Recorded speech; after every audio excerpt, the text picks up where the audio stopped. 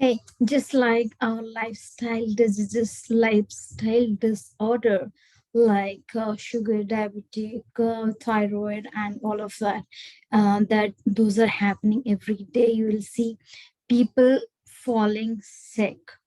Okay, same. We also have our emotional disorders. Okay, so we all kind of have it in some other way, but we do not know it. Like emotional binging. We don't know we why we binge sometime on certain food when we are upset. And I don't know how many of you can relate to it. I do sometimes. Okay. So I would not lie. I know I'm doing it, but I do it. So there is a reason behind it. Though I know the reason, still sometimes I do that. But doing casually sometimes, which is maybe once in a month, is harmless. But just imagine if you are doing binge eating or emotional eating, and which can lead you to obese, or it can lead you to some other problems, because all your lifestyle diseases are emotionally triggered diseases. So we all wanted a healthy lifestyle, a healthy body, a healthy mind, but we all do is we neglect our health, our mental and physical well-being.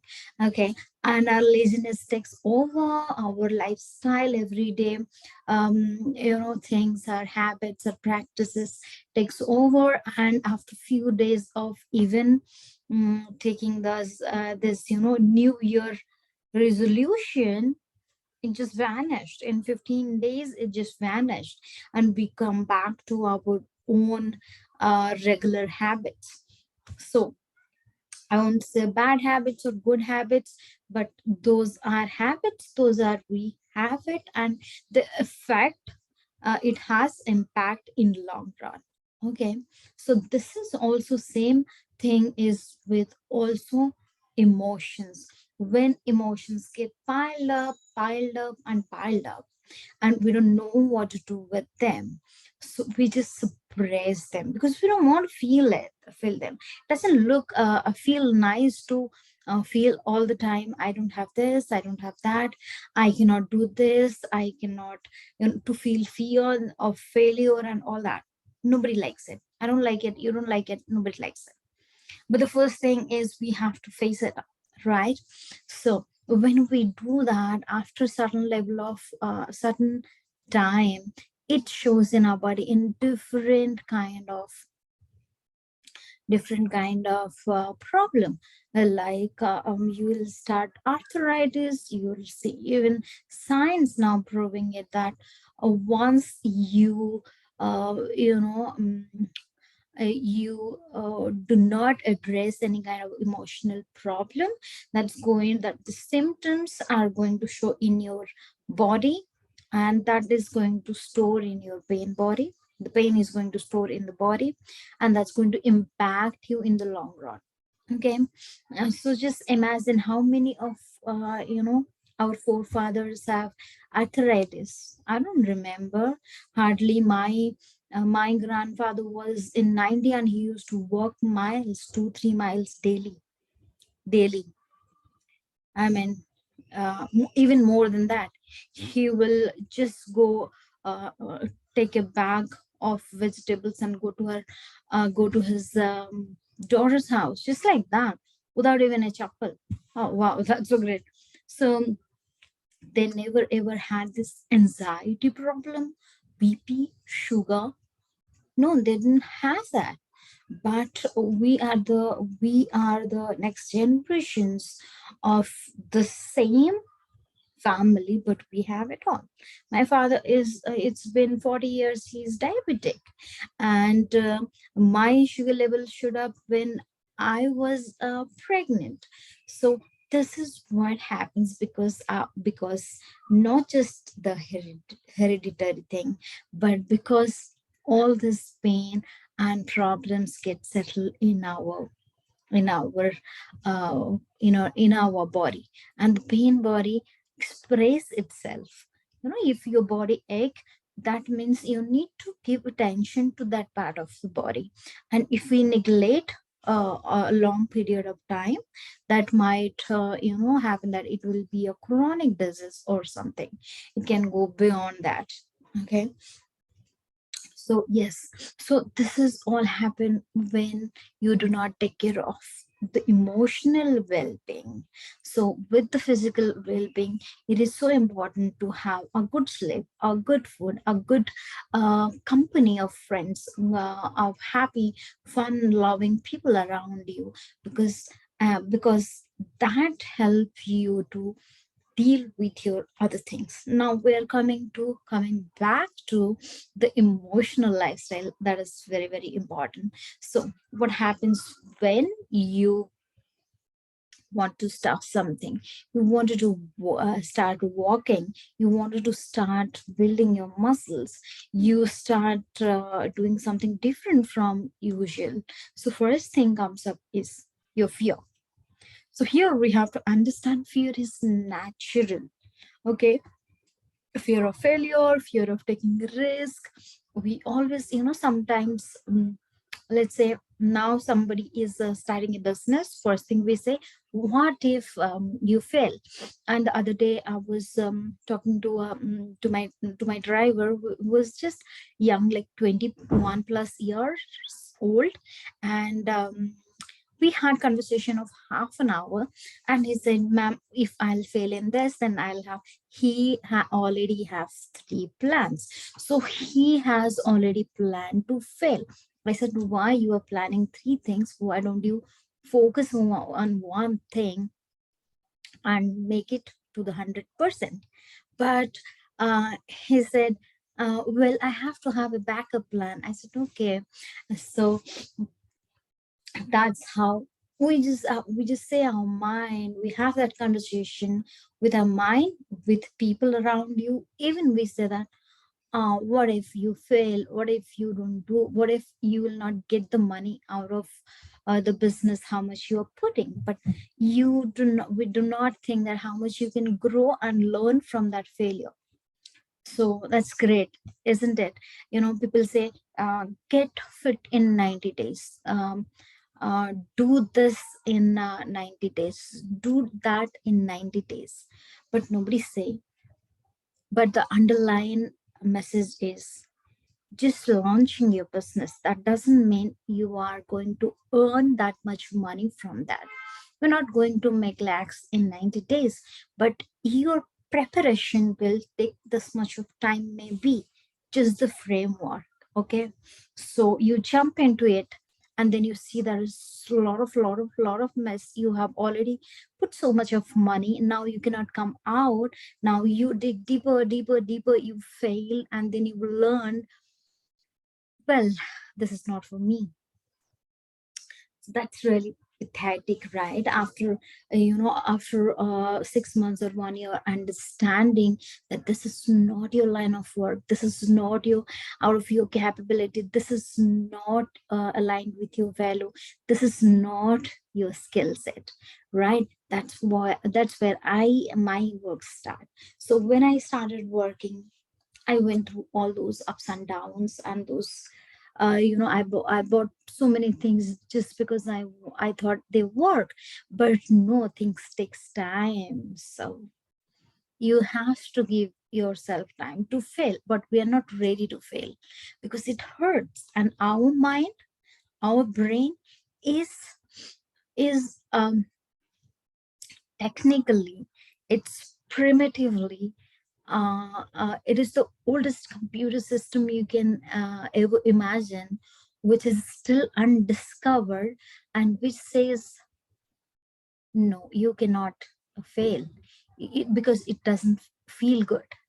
It's the of the word fear of fail makes you scared, and whatever scared you, your mind restrict you from doing that. It gives you excuses, and it has a scientific approach to it.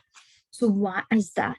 When in the olden age, when people started used to used to hunt and eat, and they don't have anything to protect themselves, right? So they used to be, when in dark, they used to stay awake, mentally, because they have to stay alert to survive, because that is only their survival system. If all of them just sleep, then some or other animal, creature will come and eat them, right? They cannot stay alone. They have to be in a tribe. From there, the tribe, the what tribe came from. And that's how our human society started. So what was that time? That was more of survival and more of fear we had. And when we grow, our, you know our ability to work grow, we started creating things, we started discovering things which can ease our life. But still we have that fear. We are not much more evolved to understand that we don't need to fear, because if we failed today, we're not going to die, of course not. But our brain has wired from the, thousands of years, that yes, it's not right to fail because it hurts. And my job is to keep you alive, keep you safe, keep you comfortable, and keep you happy. So the basic line is, it won't let you fail. Where failure is the only thing how you learn, either from somebody's failure or from your own, right?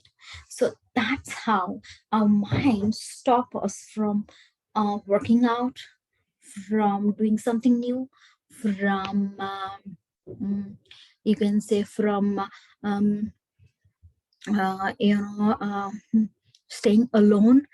You feel lonely. Oh my god, there's nobody is there for me. How I'm going to survive? I am lonely. You're actually not lonely. You are with yourself. If you see, if you are lonely too, there are people around you. Maybe you can talk to them. Maybe you can have a relation with your neighbors are with you. It's not like right now we do not live in those kind of tribes where people used to, banish them from the society, and to punish people. The way to punish people is banish them out of the tribe. They automatically die, because that pain, that hurt, they'll die out of hunger, or out of somebody will kill them, the animal, or they will die out of loneliness. So these are the things people used to do when there was no system, no laws. There is only people, society. There's not even society. There is just tribes living together. They move together, live together, stay together. Those kind of things. So now also we haven't evolved too much. We have evolved a lot in the sense of creating so many things which can ease up our difficulties. A washing machine, maybe a dishwasher, maybe a fridge, maybe a beautiful couch or a bed, a beautiful home to make us comfortable. But still our brain perceives fear in the same way, because it's been thousands of years of practice we have been doing it. Our primitive tribes were doing it. So that's how we have been conditioned our mind. So that's not it changed. So the feeling of failure, feeling of fear itself gives us um, gives us a bad feeling. No, I don't want to try this. I don't want to do this. I don't feel good about it. What if I will fail? And many people just don't try because they don't want to fail. Okay, maybe. But now art the society we're living, we have much more independent to take a decision, live the way we want to live. Everything changed, but this thing has not yet changed. So so the point is, when you are trying to do something and you are not able to do it, so it might be your conditioning, the conditioning not from only from the primitive one, the conditioning from our family, our society, how we see our parents, how our surroundings when we are growing up, how our teachers, our preachers, our school had taught us, in that way. Maybe a incident or a situation, a people did something to us, or they have done something which was which have created a dent in our or a scar in our mind, and we're not able to let go of it because we got the instance, but the emotional scar, it's still there. So that's so if you do not find what is the scar, you would never ever have the freedom of life, freedom to choose, freedom to live the life you want, the way you want. I heard a story like like from my mentor who was mentoring someone, and that person was not getting not getting um, a promotion. So he said, what is the wrong is going on? What is the wrong? What is the problem you have? Why you do not get the promotion?"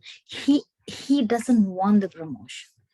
I mean, how odd is that you don't want the promotion? Because everybody wants it, right? So when keep digging and keep asking question, and finally the story came out that he's scared of flying to different places. He's scared of airplane, flying in a plane, because I don't know why is that, but he had it, and because of that, and his mind knows that he doesn't want that, and his mind was, and when our mind knows what we don't want, it keeps us away from it. It will give you all the excuses not to do that, and indirectly it was creating all sort of problems, which was helping not to get the promotion. I mean, how amazing is that? And you will ask me, how does that work? So maybe I'll tell you an example, one more example to ease understand that with an ease. So there was a girl who's fat. So a little girl, and the most uh, amusing thing I learned, that while discussing with her parents, now her parents keep saying, "You are getting, fat," and that was, "You should stop eating this, binge it, no, so it's stop binging on biscuits, chocolates, this and that and everything." But she still keep eating everything. So one day I realized, while having a conversation, that she mm, wants the validation from her parents that she is a beautiful kid. She's not just a fat kid. Why? Because when she's fat, she's getting all the attention. Her mother keeps saying, her father keeps saying, "Let's go for the walk. Don't eat this, don't eat that," and all that thing. And while she was thin, she was not getting this attention. So this is how our mind works. What she wants is an attention.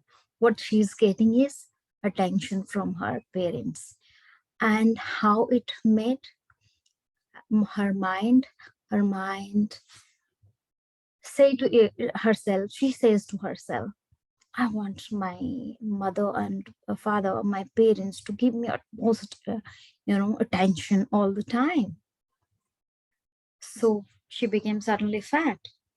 And her mother was saying she was very thin, but suddenly she became fat. Then I understood, okay, she needs more attention. Now that she's fat, she's getting all the attention. And you must be asking, thinking, how weird is this? How it worked? This is impossible. How the mind can work like this? There are hundreds of examples I can give you, but a few of them which I directly came across, and I could see through what is going on in that mother's mind, that kid's mind, that person mind who's actually going through it. I would say once my daughter, once I sit down, just imagine, once I sit down for my classes, or I have an important call to take, or I'm talking something important. So that is the time my daughter wants my attention. So she does all the weird things, jump around. She'll switch on the TV and keep the volume high, so that automatically she will pull my attention to her. So just like that, our mind needs the feed, needs the attention all the time, needs to talk to us all the time. It wants us to talk to it, have a conversation, and encourage the conversation so that it can create a meaning. It is a meaning creating machine. It keep creating meaning. Same happens in the business.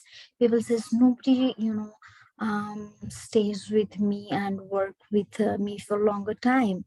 So but inside their head they have grown up with the idea from the starting itself, when they are building the business, that if this man, this person is going to learn everything, if that person will be independently taking decision on behalf of me, I'll be powerless.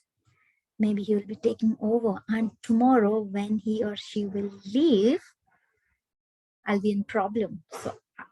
So I don't want him or her to be independent. I want him to be dependent on me.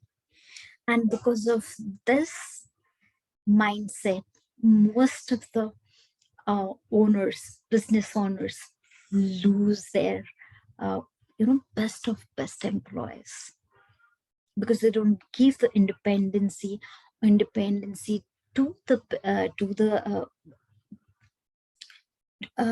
that staff, to grow to their utmost ability, because they do not want it. Maybe it will take some time to digest for you. Maybe it takes some time to work on it. But that's true with many business people. And they say, what they say, I heard about is, I'm not doing charity, that they will come, they'll learn, they'll go off. I said, what if they're going off? Somebody else is going to come in.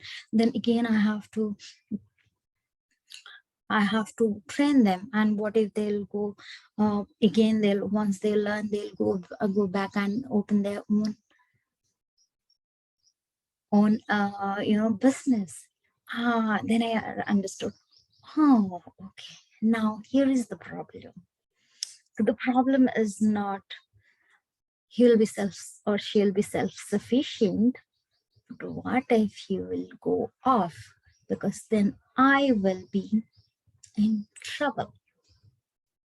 So that's make them hang in the vicious circle, where they keep searching, keep doing. And what happens is, when you do this, it will not just make that person dependent on you, you are also depend you're not free. You will be always looking after your business, just like, oh, nothing should go wrong. Oh my god, I can't take my eyes off, something will go off. So when you let go of this mindset, then you can grow even 10x. This is a little thing, but people don't understand. People rather argue why to let go, why to do that, why I should be doing the charity. But it has its own benefits, because once you're letting go of people, you will, when you start working with a new mindset, you will allowing the people who comes to your life to work with you, who wanted to evolve, grow with you, not to just learn and leave. Because now you're not working with them from a selfish reason, but for everyone, for them, for you, for your family, for their family, for all of your customers. So this is where how our mind play games, and this is how it keeps us stuck. If you want to know more, if you are in the situation emotionally, financially, on the business front, or on the front of personal growth, you can connect with me. Please subscribe and like to my channel and connect with me directly. There is my number. You can go ahead or message me um, on WhatsApp, YouTube, anywhere you like. So if you want to book a session, thank you so much. And I believe this session is going to give you a lot of clarity. What where we are stuck, what you want, and what where we are we want to go ahead in our life. Thank you so much. Have a great day. Bye.